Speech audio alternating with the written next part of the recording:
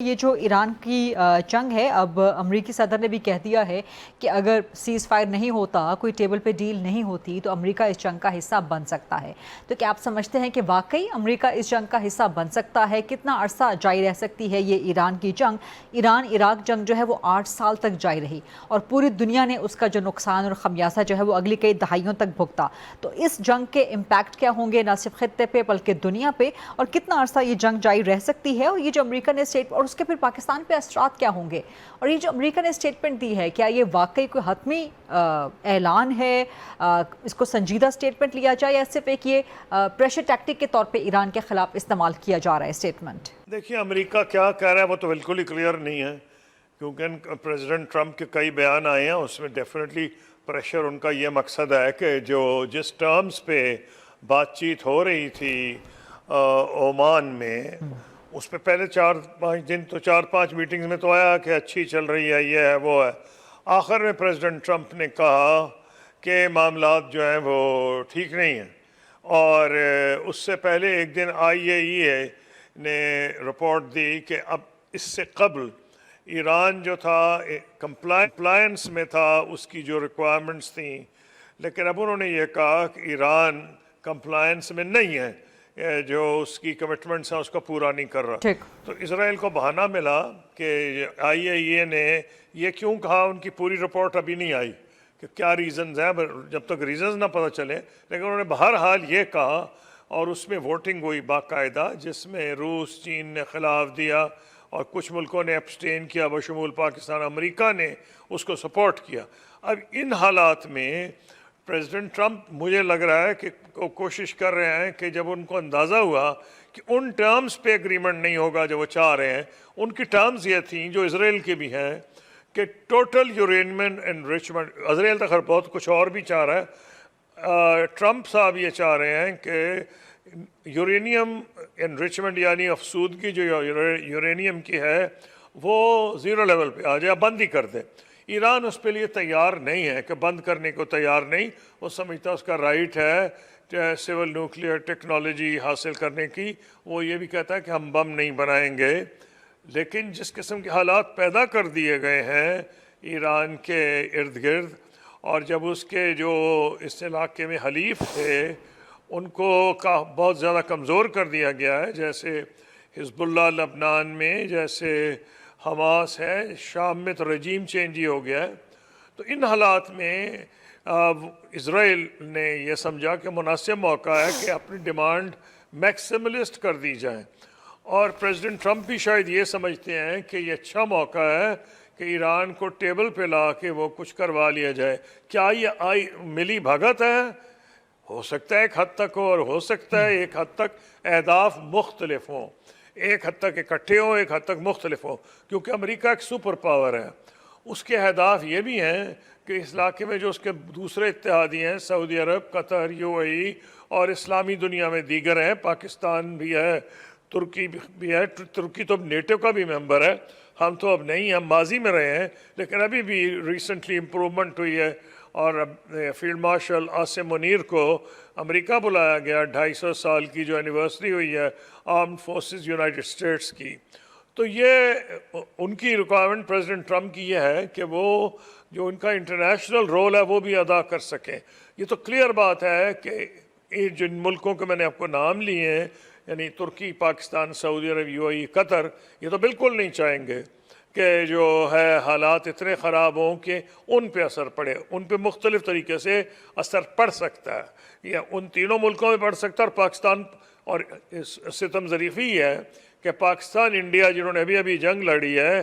ان کے انٹرسٹ مشترکہ ہو گئے ہیں کہ یہ جنگ آگے نہ پھیلے۔ بنگلہ دیش بھی شامل ہے، سری لنکا بھی شامل ہے، کیونکہ جنوبی ایشیا کے ملک بری طرح افیکٹ ہو جائیں گے اگر یہ جنگ پھیل گئی، کیونکہ پھر آئل کی پرائسز کا جو حشر ہوگا، میں ڈرتے ہوئے پریڈکٹ بھی نہیں کرنا چاہتا، اور $1 بھی بڑھے تو لوگوں کی زندگی اجیرن ہو جاتی ہے۔ وہ جو ملک ہیں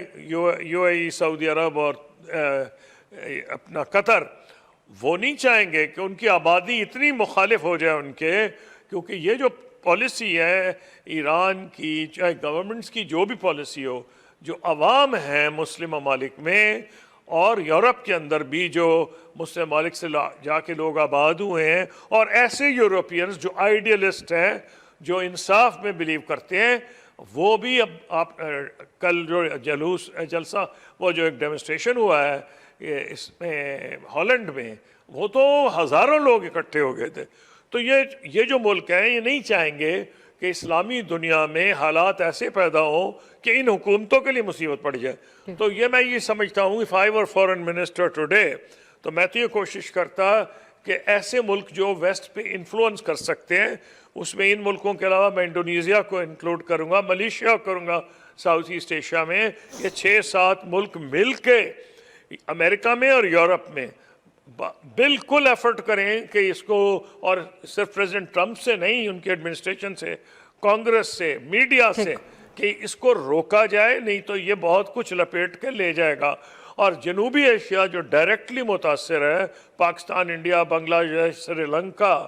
نیپال، یہ تو بہت زبردست نقصان ہمیں ہوگا، کیونکہ اگر ایران کا ناکہ بند کیا گیا تو وہ دوسروں کا ناکہ بند کرنے کی کوشش کرے گا۔ اگر ان کو نظر آیا کہ وہ ملیٹریلی امریکہ امداد کر رہا ہے اسرائیل کی، اور اسرائیل ویسے ہی بڑا ایڈوانسڈ ملک ہے ٹیکنالوجیکلی، ملٹری میں، ایئر فورس ان پرٹیکولر ان کی بہت ایڈوانسڈ ہے، بدنصیبی سے ایران کی ایئر فورس کے پاس پرانے جہاز ہیں، انہوں نے کوشش کی ہے کہ اس کمی کو میزائلز کے ذریعے اور ڈرونز کے ذریعے پورا کریں۔ تو ان حالات میں ایک تو ان ملکوں کو چاہیے، اور ان ملکوں کا تو بالکل ہی مفاد نہیں کہ یہ جنگ پھیلے، لیکن اگر ایران کو نظر آیا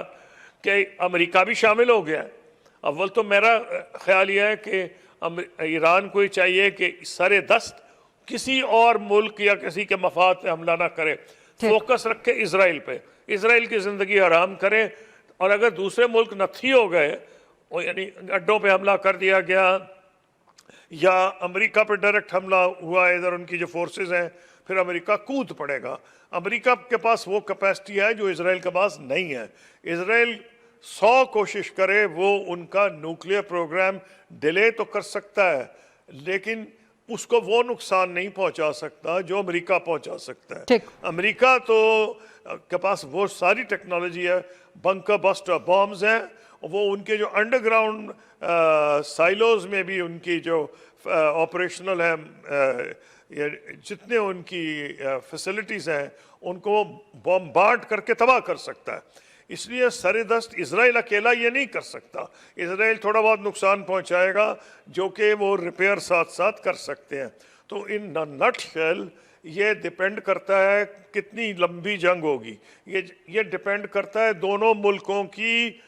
ول پاور پہ، سٹینگ پاور پہ، کتنی دیر اسرائیل، حالانکہ اس کا بڑا ایڈوانسڈ وہ ہے ڈوم، آئرن ڈوم، جس سے وہ 90% 95% روک لیتا ہے جو میزائلز اور ڈرونز ہیں، لیکن اگر